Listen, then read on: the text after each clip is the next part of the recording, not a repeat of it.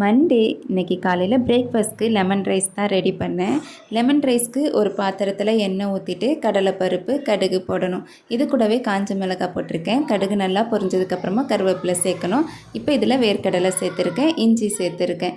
இஞ்சி சேர்த்தோன்னா நல்லா வாசனையாக இருக்கும். இது 1 நிமிஷம் கிண்டிட்டு இதில் பெருங்காயத்தூள், மஞ்சத்தூள் சேர்த்துட்டு ஒரு 2 நிமிஷம் கிண்டிட்டு எலுமிச்சை சாறு சேர்க்க வேண்டியதான். இது கொதித்து வந்ததுக்கப்புறமா ஸ்டவ் ஆஃப் பண்ணிவிட்டு தேவையான அளவு உப்பு போட்டு சாதம் போட்டு கிண்டிட்டோன்னா போதும். லெமன் ரைஸ் சூப்பராக ரெடி ஆயிருச்சு. லீவ் விட்டதுலேருந்து பாப்பா இப்போலாம் ஒரே ட்ராயிங்கும் கலரிங் தான் அதிகமாக பண்ணிகிட்டு இருக்கா. அதனால் பெயிண்ட்லாம் டைல்ஸில் ஒட்டிடுது. டெய்லி வீடு தொடச்சா தான் கரெக்டாக இருக்குது. 2 நாளுக்கு முன்னாடி ஒரு செடி வாங்கியிருந்தேன். அதை ஒரு தொட்டியில் வச்சுருந்தேன். அது இன்றைக்கி தனியாக ஒரு தொட்டியில் வைக்கிறதுக்காக மாற்றி வச்சுட்டு இருந்தேன். நம்மளுடைய வீடியோவை நிறைய பேர் பார்க்குறீங்க. சப்ஸ்கிரைப் பண்ணிவிட்டு பாருங்கள். அப்போ தான் நான் அடுத்து போடுற வீடியோலாம் உங்களுக்கு நோட்டிஃபிகேஷனாக வரும். இன்றைக்கி மதியமும் லஞ்சுக்கு மீன் தான் வாங்கியிருந்தேன். இன்றைக்கி 1/2 கிலோ மீன் வாங்கியிருந்தேன். 50 ரூபா தான். ஆனால் குட்டி குட்டி சாலை மீனாக இருந்தது.